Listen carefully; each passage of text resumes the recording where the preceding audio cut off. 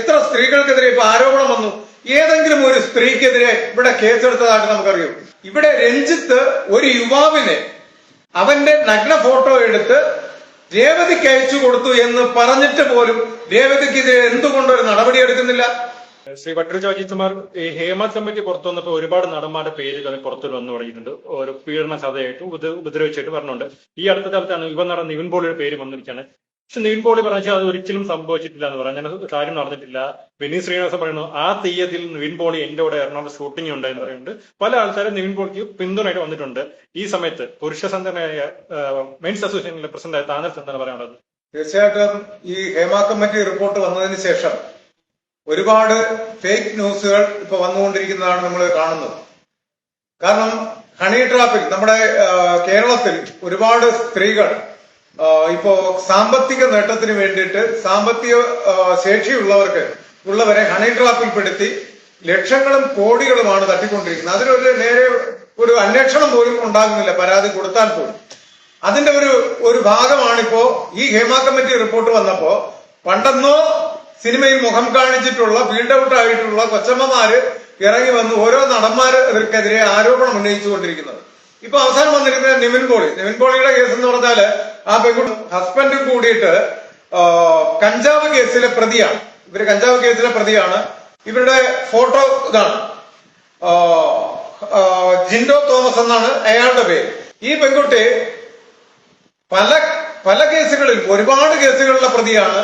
Honey ട്രാപ്പില് ഇവരുടെ ശരീരം പല ഭാഗങ്ങൾ ഫോട്ടോസും വീഡിയോസുമായിട്ട് എടുത്ത് സാമ്പത്തിക ശേഷിയുള്ളവർക്ക്, സമൂഹത്തിൽ ഉന്നത പദവിയിൽ നിൽക്കുന്നവർക്ക് അയച്ചു കൊടുത്തിട്ട് അവരിൽ നിന്ന് പണം തട്ടിയെടുക്കലാണ് ഇവരുടെ സ്ഥിരം പരിപാടിയാണ്. അപ്പൊ ഇങ്ങനെയുള്ള സ്ത്രീകളാണ് ഈ ആരോപണങ്ങളുമായി നിവിൻ പോളിയെ പോലുള്ള, അല്ലെങ്കിൽ സിദ്ദിഖിനെ പോലുള്ളവര്, രഞ്ജിത്ത്, ഇങ്ങനെയുള്ള സമൂഹത്തിലെ ഏറ്റവും ഉന്നത പദവിയിൽ നിൽക്കുന്നവർ, ഇവരുടെയൊക്കെ ജനവികാരം അറിയാലോ. നമ്മളെല്ലാവരും ആരാധിക്കുന്ന നടന്മാരാണ്.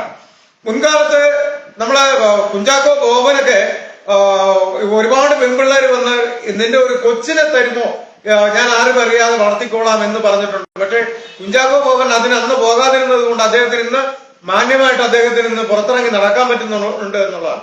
അല്ലെങ്കിൽ പല ഭാഗത്തുനിന്നും അച്ചാന്ന് വിളിച്ചുകൊണ്ട് പല കുട്ടികളും ചെല്ലുമായിരുന്നു. പക്ഷെ എന്തായാലും ഇവിടെ നോക്കാം, ഇവിടെ ഈ ആരോപണം ഉന്നയിച്ചിട്ടുള്ള ഈ നടന്മാര്, ഇവരൊക്കെ സ്ത്രീകളെ പറ്റി അങ്ങോട്ട് സ്ത്രീകൾ കാണിച്ചിട്ടുള്ള കൊള്ളരുതായ്മകൾ ഒന്ന് പുറത്ത് പറയാൻ തുടങ്ങിയാൽ എന്തായിരിക്കും അവസ്ഥ? അവർക്കെതിരെ കേസെടുക്കാൻ തുടങ്ങിക്കഴിഞ്ഞാൽ എന്താവും? എത്ര സ്ത്രീകൾക്കെതിരെ ഇപ്പൊ ആരോപണം വന്നു? ഏതെങ്കിലും ഒരു സ്ത്രീക്കെതിരെ ഇവിടെ കേസെടുത്തതായിട്ട് നമുക്കറിയാം. പുരുഷന്മാർക്ക് വേണ്ടിയിട്ട് കേസെടുക്കാൻ വേണ്ടി പോലീസുകാർ, നമ്മുടെ ആഭ്യന്തര വകുപ്പും ഒക്കെ കച്ചകെട്ടി അങ്ങ് ഇറങ്ങുമ്പോ എന്തുകൊണ്ടാണ് രേവതിയുടെ കേസിൽ അവർക്കെതിരെ ഒരു കേസെടുക്കുന്നില്ല? അവരും ദിലീപും ചെയ്തത് ഒരേ തെറ്റല്ലേ? ഈ തെറ്റ് ചെയ്തു എന്ന് പറയുന്നു, ദിലീപ് തെറ്റ് ചെയ്തു എന്ന് ഇതേവരെ തെളിയിക്കാൻ കഴിഞ്ഞിട്ടില്ല. പക്ഷെ ചെയ്തതെന്താണ്? പൾസർ സുനി നടിയുടെ ഫോട്ടോ വീഡിയോ എടുത്ത് ദിലീപിന് അയച്ചു കൊടുത്തു. ഇത് തന്നെയല്ലോ കുറ്റം ചെയ്ത കുറ്റമാണല്ലോ. എന്നാൽ ഇവിടെ രഞ്ജിത്ത് ഒരു യുവാവിനെ അവന്റെ നഗ്ന ഫോട്ടോ എടുത്ത് രേവതിക്ക് അയച്ചു കൊടുത്തു എന്ന് പറഞ്ഞിട്ട് പോലും രേവതിക്കെതിരെ എന്തുകൊണ്ടൊരു നടപടി എടുക്കുന്നില്ല? അപ്പൊ ഇവിടെ ഇരട്ട നാപ്പും ഇരട്ട നീതിയുമാണോ നടപ്പിലാക്കുന്നത് കേരളത്തിൽ? ഒരു തെറ്റ് ചെയ്താൽ തുല്യനീതി നടപ്പിലാക്കണം. ഒരു കേസ്, കുറ്റക്കാരെല്ലാവരും പ്രതികൾ തന്നെയാണ്, അല്ലെങ്കിൽ പ്രതി എന്ന് ആരോപിക്കപ്പെടുന്നവരാണ്. അവർക്കെതിരെ കൃത്യമായിട്ടും കേസെടുക്കണം. ഒരു യുവാവ് വന്ന് അവൻ കറക്റ്റായിട്ട് പറയല്ലേ രഞ്ജിത്തിനെതിരെ കേസെടുക്കണം എന്ന് പറയുമ്പോ രഞ്ജിത്തിന്റെ കൂടെ അതേ കൂട്ടുപ്രതിയാണ് രേവതി എന്ന് പറയുന്നത്. രേവതിക്കെതിരെ കേസെടുക്കാതെ എന്തിനാ വിടുന്നത്? അത് മാത്രമോ? റീമ കല്ലിങ്ങിനെതിരെ ഒരു ആരോപണം വന്നല്ലോ. റീമ കല്ലിങ്ങില് അതൊരു പ്രശസ്തയായിട്ടുള്ള തമിഴ് ഗായികയാണ് പറഞ്ഞ ചിത്ര, അവരാണ് ആരോപണം ഉന്നയിച്ചത്. റീമ കല്ലിങ്ങൽ എറണാകുളത്ത് മയക്കുമരുന്ന് പാർട്ടി നടത്തുന്നു, അതിൽ പ്രായപൂർത്തിയാവാത്ത കുഞ്ഞ് പെൺകുട്ടികളെ വരെ അതിൽ ഉപയോഗിക്കുന്നു, അതുവഴി കാശുണ്ടാക്കാൻ ശ്രമിക്കുന്നു, ലൈംഗികമായിട്ടുള്ള വീഴ്ചകൾ നടത്തുന്നു. ഇങ്ങനെ ഒത്തിരി ആരോപണം ഉന്നയിച്ചിട്ട് എന്തുകൊണ്ട് റീമ കല്ലിങ്ങിനെതിരെ ഒരു കേസെടുക്കുന്നില്ല? ഇവിടെ പുരുഷന്മാർക്കെതിരെ ഒരു കേസെന്ന് പറഞ്ഞു തരുമ്പോ കേസെടുക്കാൻ പോകുന്നുണ്ട്. അത് മാത്രമല്ല, ഇപ്പോ ഏതാണ്ട് ഒരു SP, മലപ്പുറം മുൻ SP-ക്കെതിരെ സുജിതാദാസിനെതിരെ ഒരു ആരോപണം വന്നിട്ടുണ്ട്. എന്തുകൊണ്ടത് ഉന്നതരായിട്ടുള്ളവരുടെ കേസുകൾ വരുമ്പോ അവർക്കെന്തേ ഒരു കൊമ്പുണ്ടോ? ഇപ്പൊ വ്യാജ പരാതി എന്തോ ആയിക്കോട്ടെ, അന്വേഷണം എന്തുകൊണ്ട് ആ രീതിക്ക് നടക്കുന്നില്ല? അദ്ദേഹം തെറ്റ് ചെയ്തിട്ടുണ്ടെങ്കിൽ അദ്ദേഹത്തിന് സർവീസിൽ നിന്ന് പുറത്താക്കണമെന്നാണ് എന്റെ അഭിപ്രായം. ഈ സ്ത്രീകൾ പിന്നെ ഇങ്ങനെയുള്ള ഉന്നതന്മാര് സത്യം പറഞ്ഞാൽ ഇവർക്കെതിരെ ഇതുപോലുള്ള വ്യാജ ആരോപണങ്ങൾ വരണം. ഇവരൊക്കെ ഏതെങ്കിലും ഒരു പെണ്ണ് കൊണ്ടുവന്ന ഒരു പരാതി കൊടുത്താൽ, പോലീസ് സ്റ്റേഷനിൽ പോയി ഒരു പരാതി കൊടുത്താൽ, കാള പെറ്റു എന്ന് കേൾക്കുന്നതിന് മുമ്പ് ഉടനെ കൈവെടുത്തുകൊണ്ട് ഓടും പുരുഷനെ അറസ്റ്റ് ചെയ്യാൻ. അവനെ ഈ പെണ്ണ് ആരോപണം ഉന്നയിക്കുന്ന പെണ്ണിന്റെ മുൻപിലിട്ട് തല്ലാൻ, അത് ഭാര്യ ആയിക്കോട്ടെ ആരോ ആയിക്കോട്ടെ, ആ പെണ്ണിന്റെ മുന്നിട്ട് തല്ലുകയും അവനെ തേജോവധം ചെയ്യുകയും അവനെതിരെ ഭീകരമായിട്ടുള്ള വകുപ്പുകളിട്ട് കേസെടുത്ത് ജയിലടയ്ക്കുന്നു. അപ്പോ ഇതിനൊക്കെ നിങ്ങൾ ചെയ്തത് ഉപ്പ് തിന്നാൽ വെള്ളം കുടിക്കണമെന്നുള്ളതാണ്.